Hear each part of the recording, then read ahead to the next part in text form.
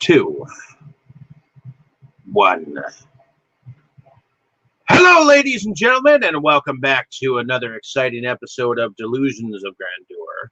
I am one of your hosts, but today I'm here with my Croatian friend, Boris, once again, where we are going to at least finish the original franchise of the Psycho legacy with Psycho 4, The Beginning, which was a 1990 film, and it was directed by Mick Garris, and it stars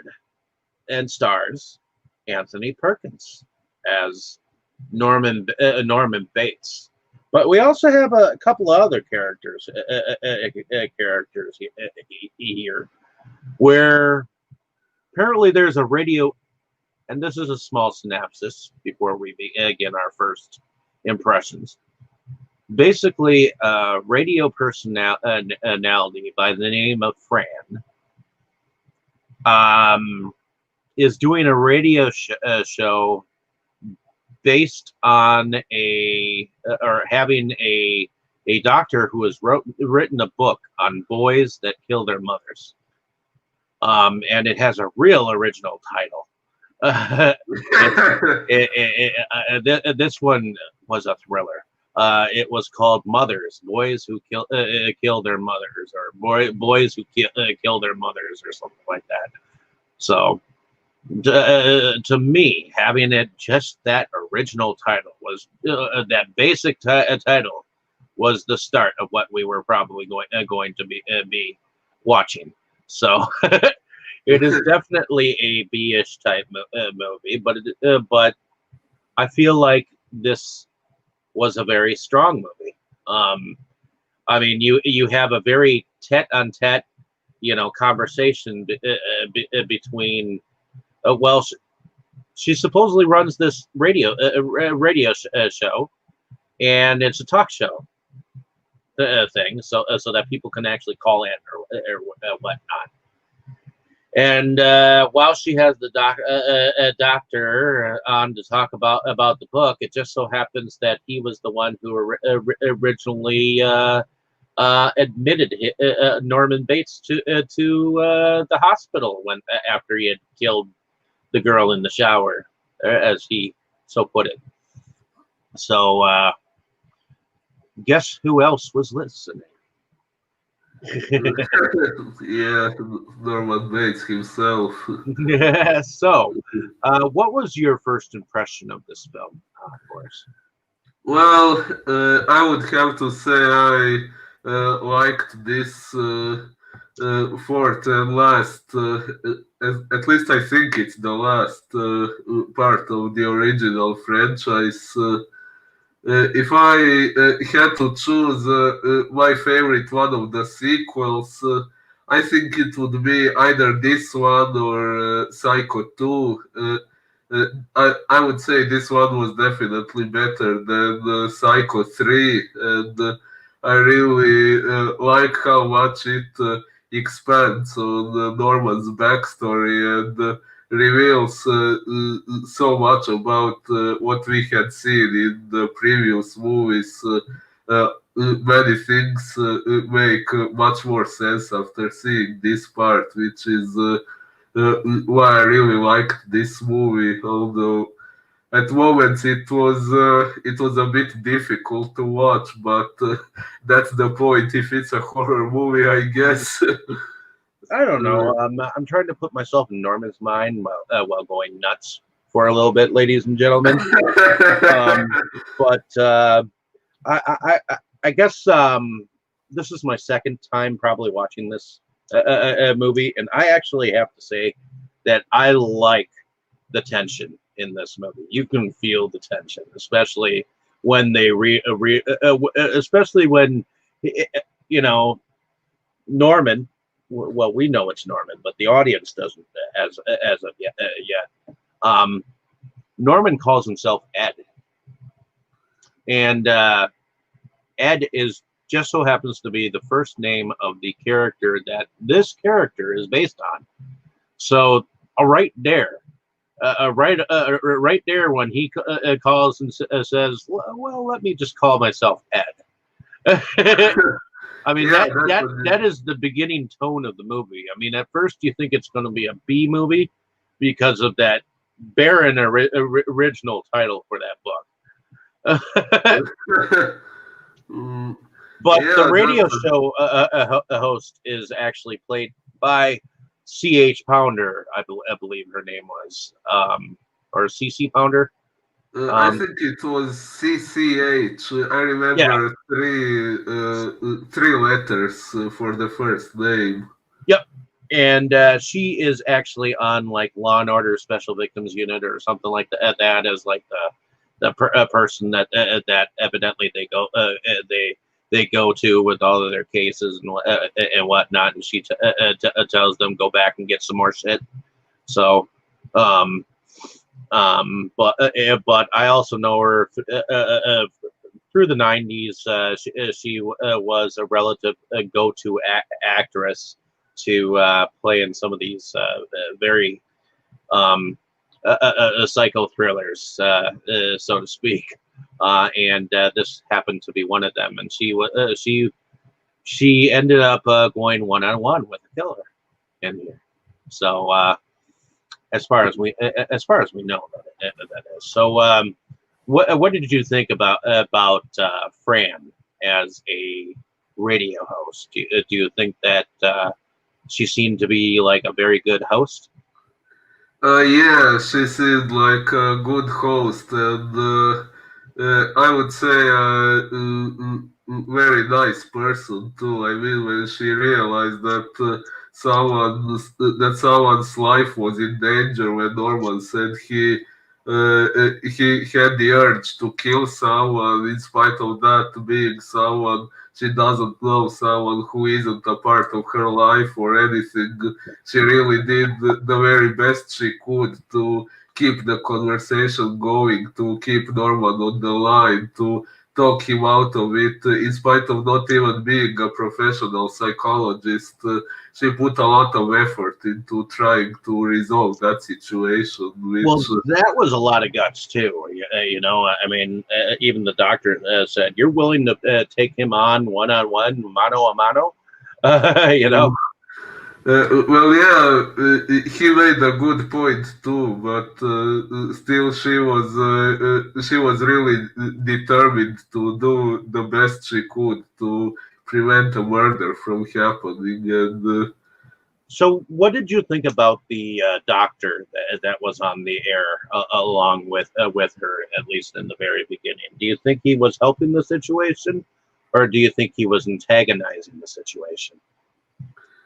Phew, well, that's difficult to say, I guess. I mean, he was also asking questions and doing things he thought would help and make things better, but uh, well, actually, even before the whole conversation happened, Norman was already determined on doing what we will discuss later. So I'm not sure, but I don't really think the doctor or the host made it much worse. By the way, ladies and gentlemen, spoiler alert, because we are probably going to spoil the shit out of this movie. So, Yeah, that's true. um, apparently, um, Norman has called as Ed. So, what do we think of Norman Bates as a well? What do we think about Norman while we're first beginning to see um, him talk to the radio personality on the phone, and especially the fact that we're having these flashbacks of his story because he's beginning to tell us about his initial victims. I mean, he started with the last one, or did he start with the first one, and then the last, and then he went to the like his fourth victim, and then he went to a second victim. You know, it was like kind of like he was going back and forth. Well, I'm not sure I think those first two women he killed in this movie, I think those were the. If you remember, in the first movie, it was said that two other persons were reported missing before Marion was killed. So I think that's these two persons. Okay. I'm not sure, but I think that would be it. And of course, there was his mother and whatever the fuck that thing was that was her man. So, um, um, we get to meet Norman's mother. Oh So yeah. what did you think about his mother? Oh well. I think the actress who played her was, or maybe still is, very beautiful, and that's what makes the character all the more terrifying. Uh, Okay. she definitely. I'm sorry, what did you say? Well, I was going to say that I think that she was also beautiful as well. So, Y- Yeah, but as far as her character goes, I think she was a terrible person, of course. I mean, the whole thing, the way she acted with Norman, and then it was obvious to us as audience that her actions were what caused him to develop what's it called in English? I think it's the Oedipus complex or something. Is that the term in English? well, I do. Do you think that her English was pretty good? Uh, Her English, yeah, yeah. Why not? Well, I was thinking that she did a hell of a lot of cursing.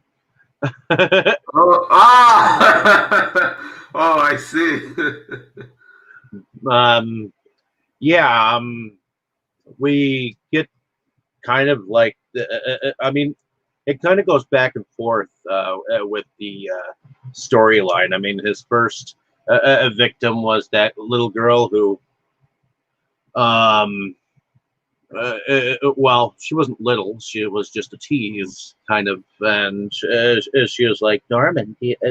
Well, not Norman. She didn't know his name, I don't think, but she basically was like, do you get hot looking at fireworks? Uh, well, yeah, that girl wanted to have sex with him and she didn't know what she was getting herself into. Well, yeah. So basically, at least she points out the house and says, uh, we could see the fireworks a little better up there in that room. And he's like, that's my mother's room.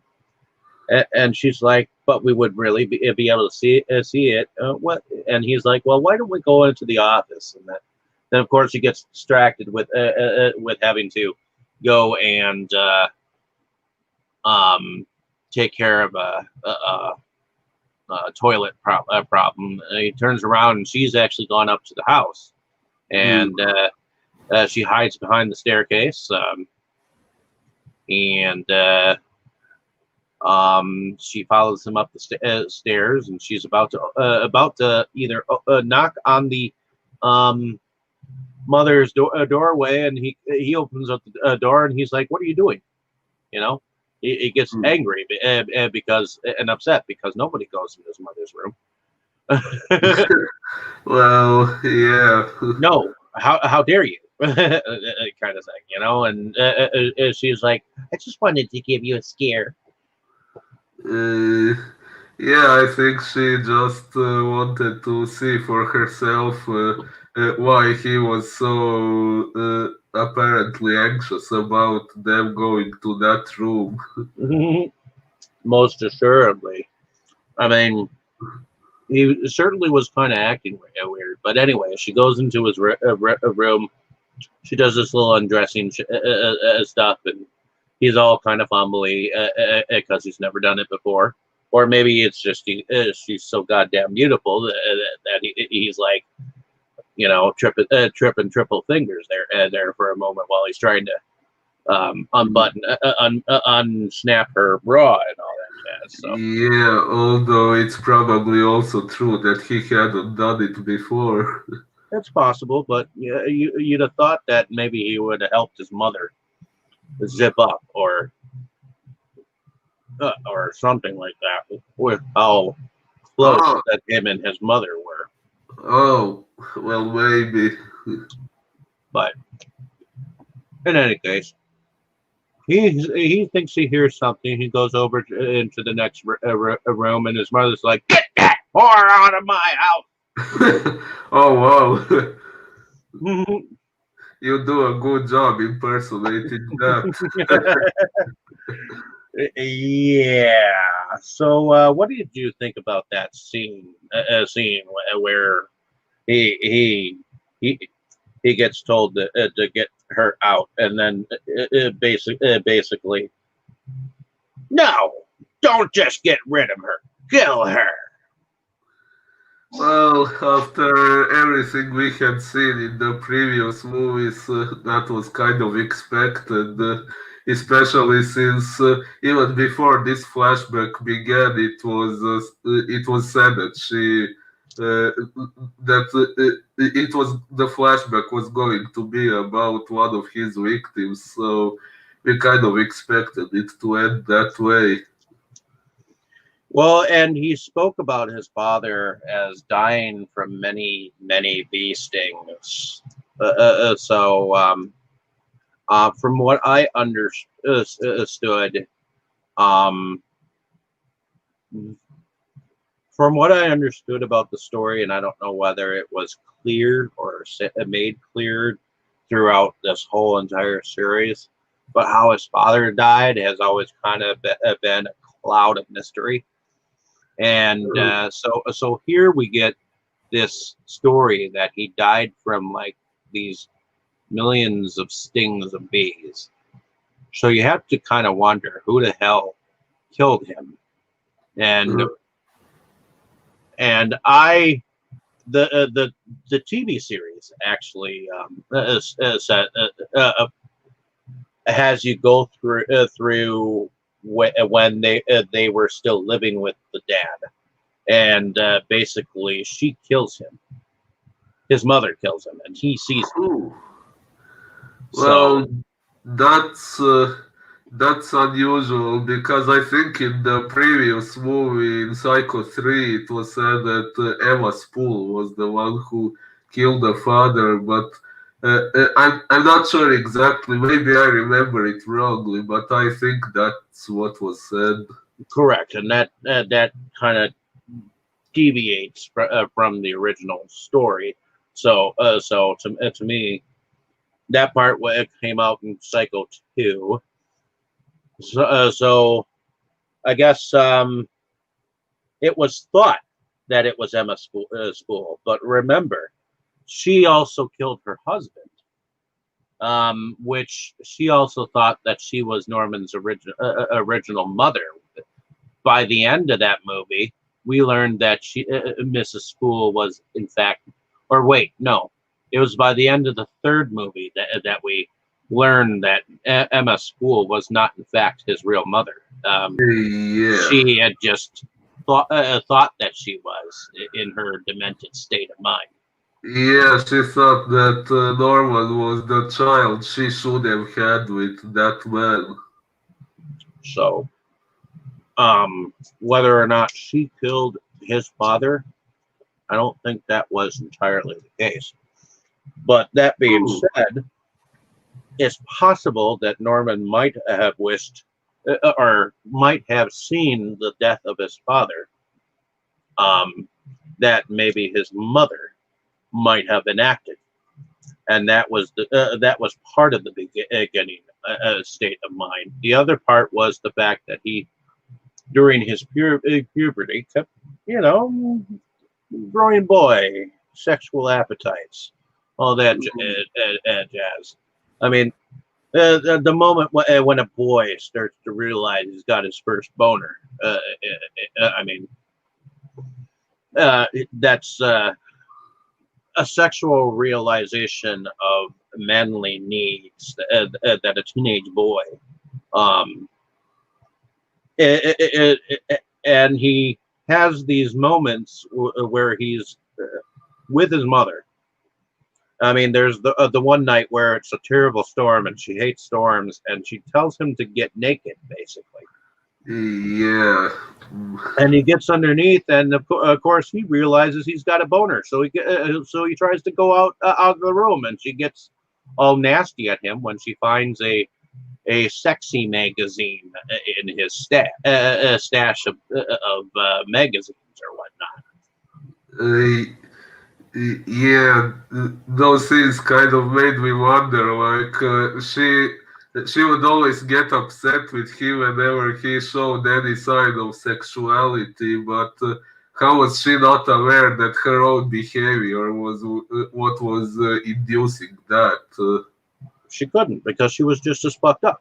But in any case, Yeah, it's not Norman's fault that he was the way he was. It's his mother who basically turned him into what he became. He became. It doesn't mean that he was a bad seed at all. It's just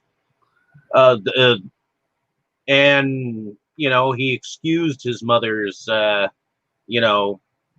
bad side with some of the things that were good according to him. Like some of the things that he thought was good was that her hair was long and beautiful. So Rapunzel, let down your hair to me. But in any case, yeah, there was this moment where they were having a picnic and she had let down her hair, and you kind of saw a 60s kind of a moment, a slow motion where her hair just kind of fell everywhere. I guess his mother had that bedroom hair that a man who is any kind of a sexual pervert would want to have lie next to him. So, but yeah, his mother was pretty sexy for a little bit until you realize how much of a pig of a mouth that she had on her. So, and she made Norman cower so much that, of course, he was going to do her bidding no matter what, even if even if he did everything right, she was going to be like, Norman, you know what you did to me, things of things of that nature. She blamed him for her birth.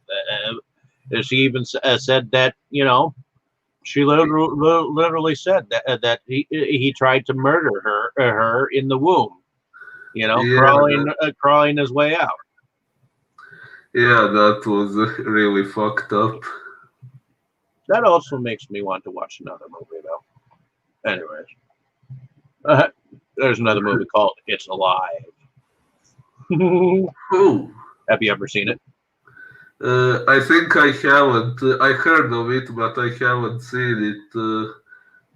Well, the original is quite gruesome, and basically, a baby crawls out of the room, murders the mother, and goes on a rampage. Ooh. Is that one of the movies we are going to discuss in the future? We could. We could. But in any case, but getting back to this film, I thought that, well, Mick Garris is a director that has been a go-to director for some of the Stephen King adaptations that are out there as well. I believe that he was the director for Trucks, which was a remake of the Maximum Overdrive movie, which Stephen King actually liked that one better than he did Maximum Overdrive, and a lot of people didn't like Maximum Overdrive because it didn't follow the book like they wanted it to. In fact, it was the only movie that Stephen King ever directed ever. Phew. And the fact that many people ridiculed him for that movie is why he never directed again. Oh, well, that's sad. It is kind of sad. I mean, they literally took a shit on him back in the day. But Mm. in any in anyways, I I like I liked the actress that played his mother. She could be nice one moment and then like entirely mean the next. I think that's exactly what was needed to portray this madness. I mean, there was this one moment where she was just screaming and tearing the room apart. Remember? Yeah, and I didn't end up figuring out what made her do that at that very moment. Well, no. And you're probably not going to. You can't exactly question crazy, can you? I Well, mean, I guess every. if I'm going to go nuts and jump around and act like an ape or something like that, I'm going to do so. You know why? Because I'm just certifiably nuts. Well, yeah, If I well, want to go nutty, I'm going to go nutty. I mean, it's just what's going to happen. I mean, but if you want, if I want to be a regular person, I'm going to be a regular person. You know, so. yeah. But what exactly is regular? What exactly is normal? You know. That's a good question. But in any case, I mean, we have basically this movie. It kind of takes us through his mindset, kind of what he was thinking while he was doing killing these people, and you get to see these through these flashbacks. Now, every single one of these girls that he was with, like he got to that certain point. I mean, he got to cop a feel on the first one, and apparently he was able to French kiss the other ones, and then all of a sudden, it's like conscience kicked in, and mother, his best friend. Seemed to kick in just when things were getting good. So, but what did you think about some of these victims, like the older woman? What did you think about that particular? Well, they both looked pretty good actually, but yeah, the situation with the second one was, I would say, especially gruesome because of the way she died. When he put her in the trunk, he thought she was dead, but she was still alive, and he pushed the car in the water, and she drowned. That that's kind of sickening to even imagine. Well, imagine if you were her in the trunk, banging on the trunk, and doing as much as you can to try to get out of there. Yeah. So, in any case, in any case,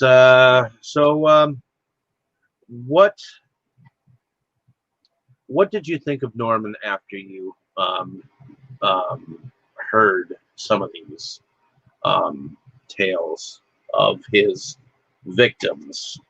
Although I'm not sure if Norman would actually call them victims.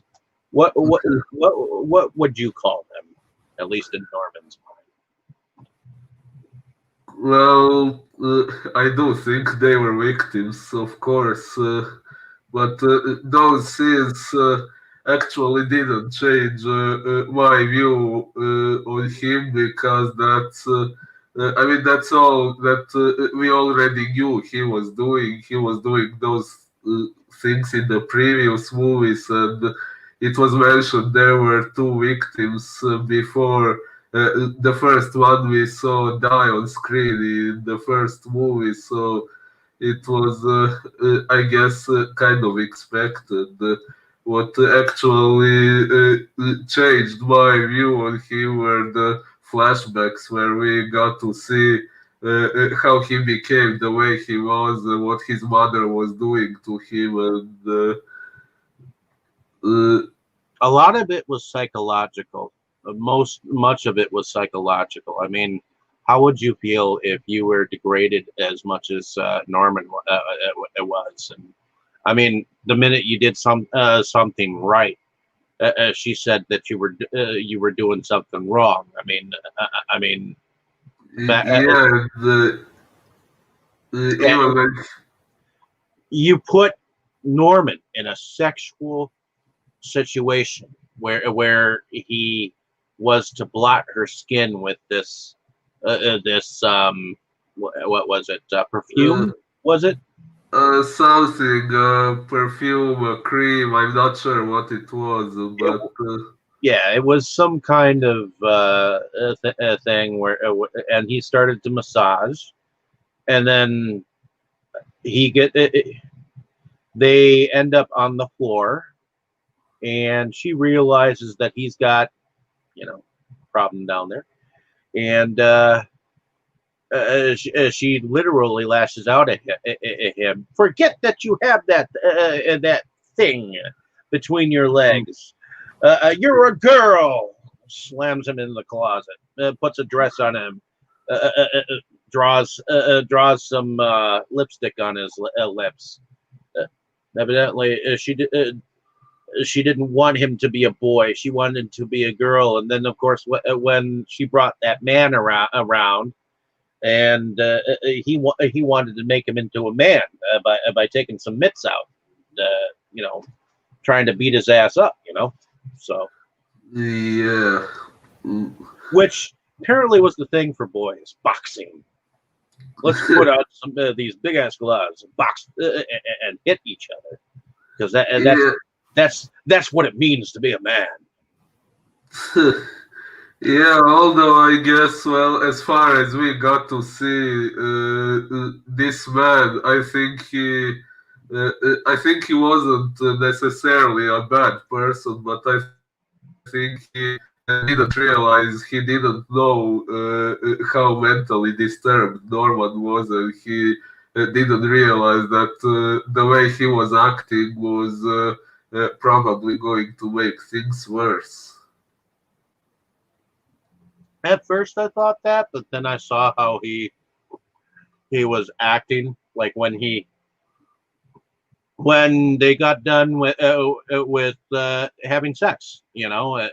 Oh, She was like, "Well, where is that boy? I'm thirsty," you know, kind of shit, you know. And oh, when he came, when he started to go towards the door, he saw Norman was standing there already. He was like, "Oh, good, room service." oh. Well, yeah, that is And then he jumps on kind the of, bed. So that means that he's he's contributing to the abuse. yeah. You make a good point. It is kind of degrading to say something like that to someone who is supposed to become your family. Well, yeah, I mean, and the only kind of father lead type thing you see between them is he brings out those gloves and he tries to hit and he knocks him down, you know. Yeah. But in any case, so what do we think about the house? Does the house look the same? Oh, good question. When I was watching the movie, I didn't notice any differences, but yeah, I wasn't actually paying so much attention to the details. But you say you noticed it was different from the way it was before in the previous movies. Yeah, it looked like that that.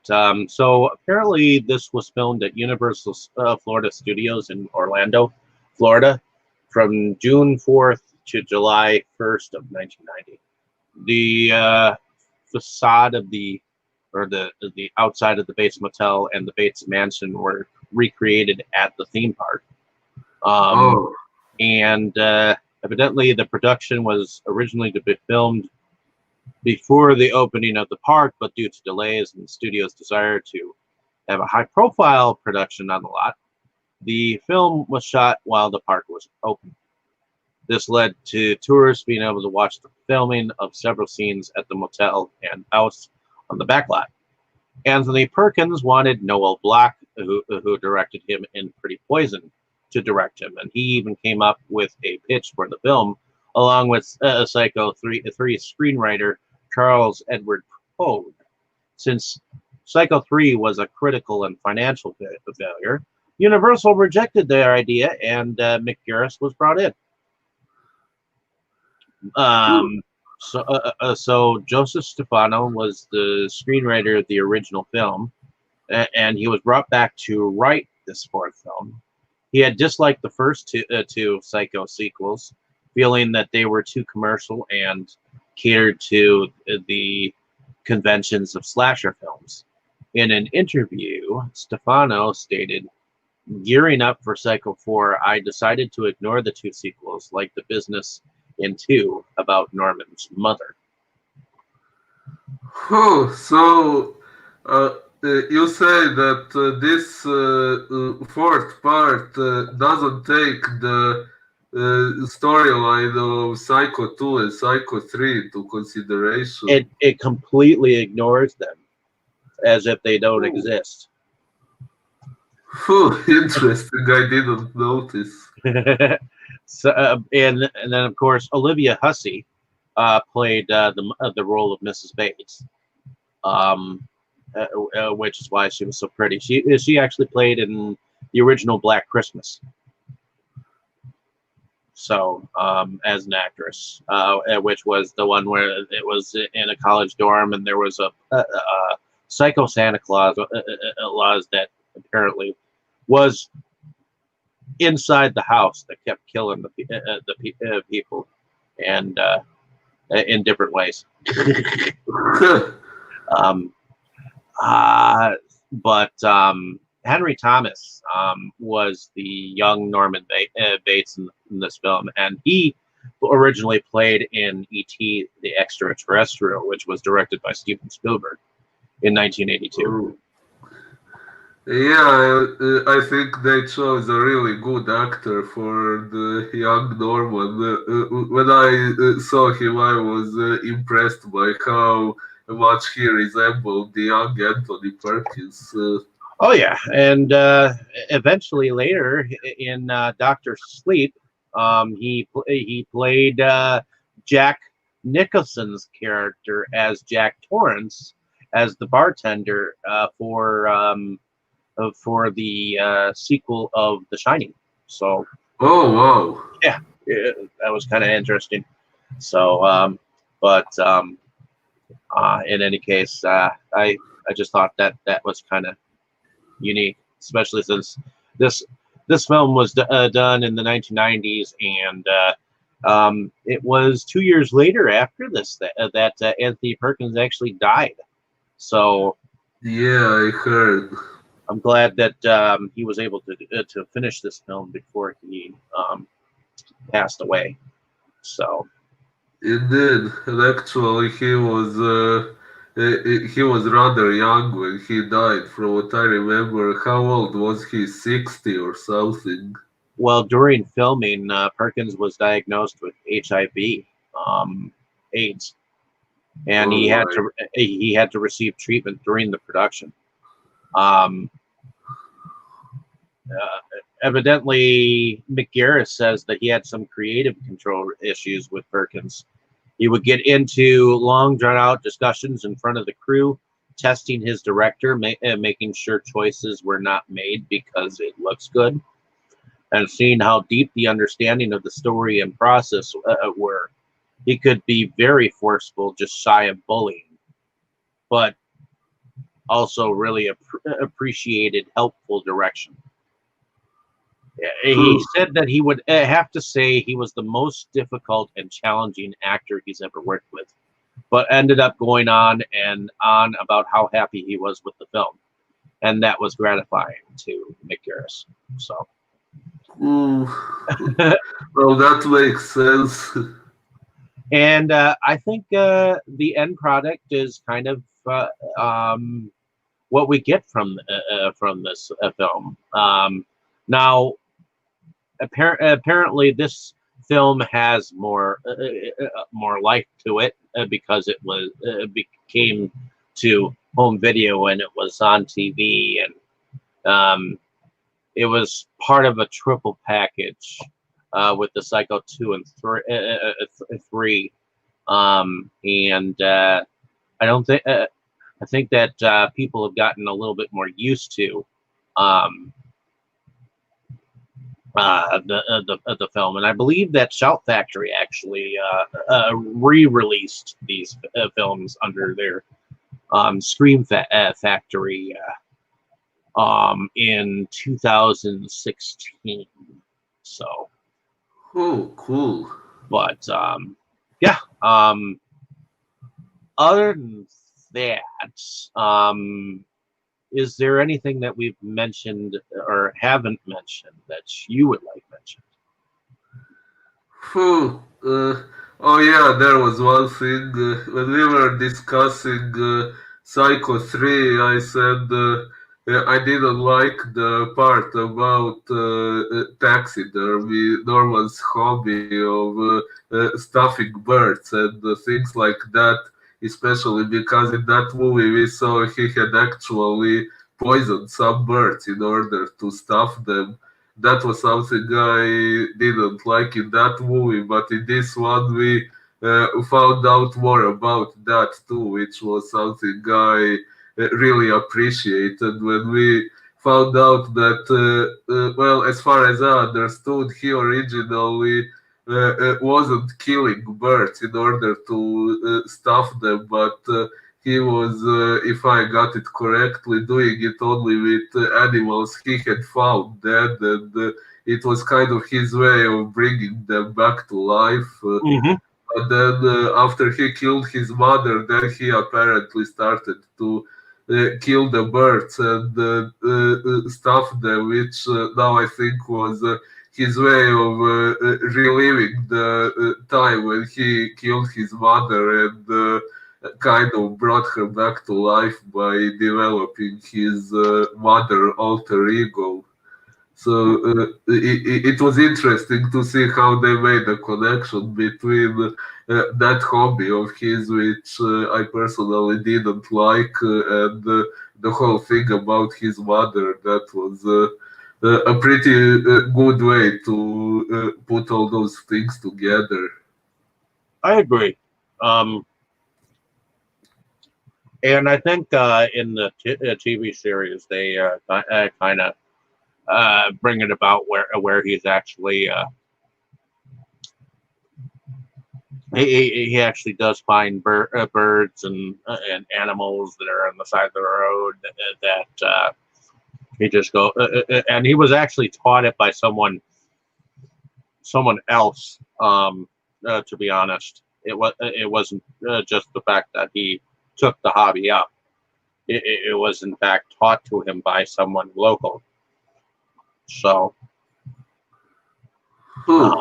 it was at least in the TV series. I don't know if he taught himself in the film series. I don't think it was really all that much discussed. But yeah, oftentimes it was because he'd find them dead, and he wanted to bring them back to life in his own way, especially since he had his own imaginary world where his mother was still alive. You know, why can't these animals still be alive in his mind too? You know? Yeah, that makes sense. As much as it can make sense. But in any case, the let's see. If I remember correctly, the score of this film was composed by Graham Revelli or Revel, and the title of the theme music was by Bernard Herrmann. What did you think about the um, this particular music behind this film? Uh, Well, I like the fact that they brought back some of the music from the first movie because those sounds are really iconic to the franchise. They are what makes this series what it is, and if you see what I mean. mhm.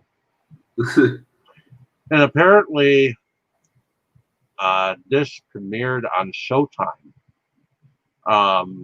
on November 10th, 1990, as part of a Psycho retrospective, Who? which it was hosted by Janet Leigh, which I believe Janet Leigh was in the original Psycho, I think. Who? Yeah, now that you say it, the name does sound a bit familiar, but I don't remember who she played. Yeah, she played Marion Crane. Ah, So, but she also played in Scaramouche in 1952, The Naked Spur, Living It Up, Safari, Orson Welles' Touch of Evil in 1958. So, um, she would also star in The Manchurian Candidate, Bye Bye Birdie, Harper, Night of the Lepus, and I guess she might have actually. Oh, and Jamie Lee Curtis from The Fog. Guess who she is the daughter of? uh, Janet Leigh, oh, Marion cool. Crane, and she would eventually star in Halloween. Oh, nice. So, in any case, other than that, what do you think about the film? Did you enjoy it? Yes, I definitely enjoyed it. Like I said before, if I had to choose my favorite sequel, it would be either this one or Psycho 2. But like I said, I really appreciate how much this part expanded on Norman's backstory and. I actually like the fact that there was a happy ending after all.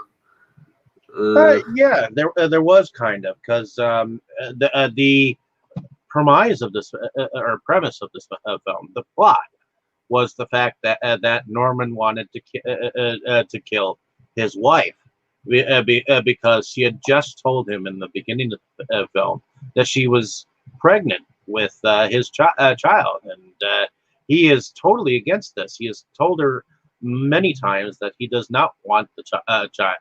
And, when he gets her to the house, it's also his birthday.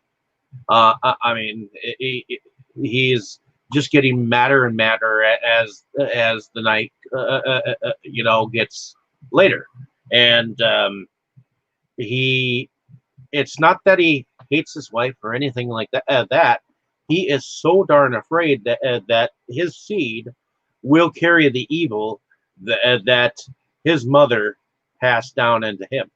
So, um, and he called it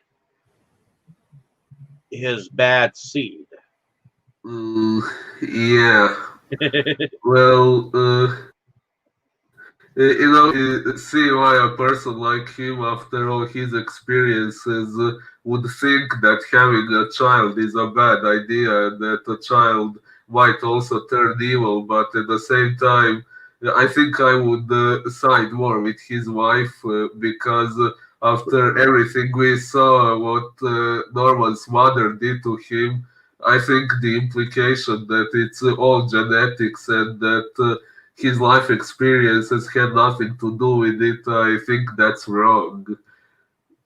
because I remember when I was in high school, our biology teacher said that I don't remember it word by word anymore. Basically, she said something like, every way a living being looks, acts, behaves, it's all 50% because of genetics and 50% because of environment. And in this particular case, I think even if Norman maybe did have some genetic predisposition for mental instability or something, it probably wouldn't have become quite as bad as it was if his mother hadn't been doing those messed up things to him.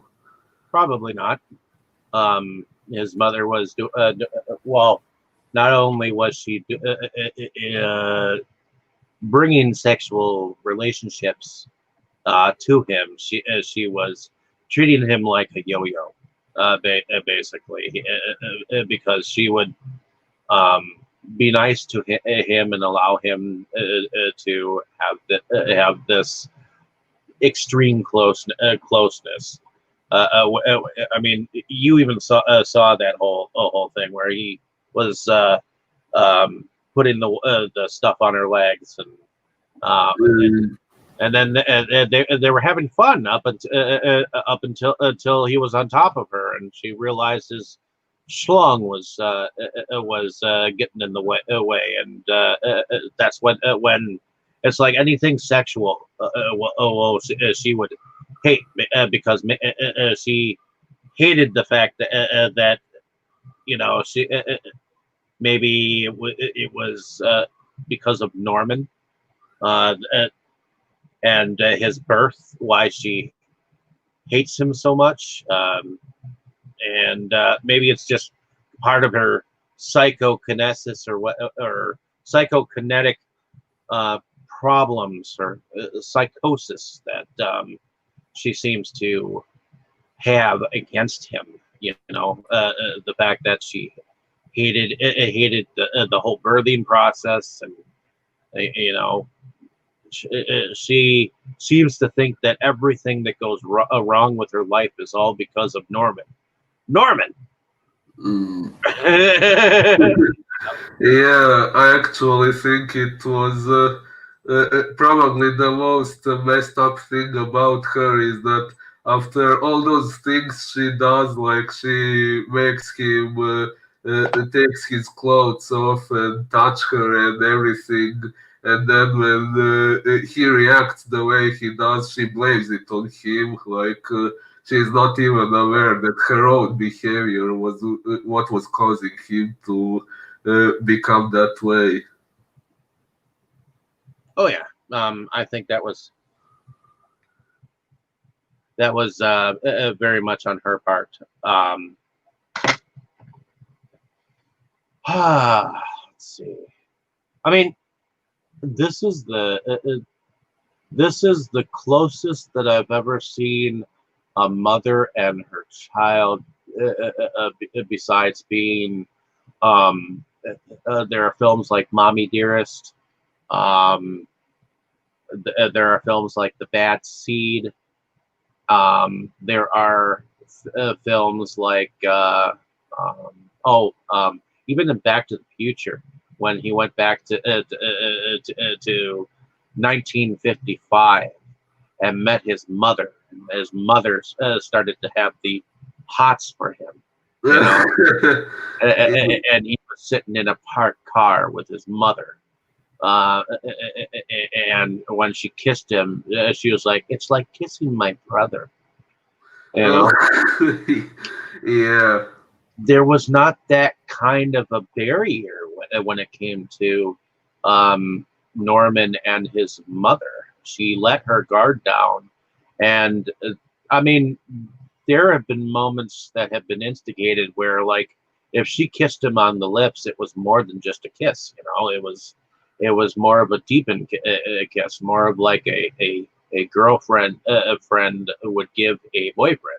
you know. Well, but I think we didn't see that. Was there a moment when she kissed him? No, but I'm just stating if there was a moment like that, I'm sure it would be something like that, you know. Oh, I understand. But um, it was implied, you know, that kind of sexual tension, that inbred capability. So, I mean, you can take it as you want it, but there was something wrong in the eyes of Norman's mother, as far as how one should act towards a son. Yeah. No matter how you look at it, I mean, a mother should not, you know,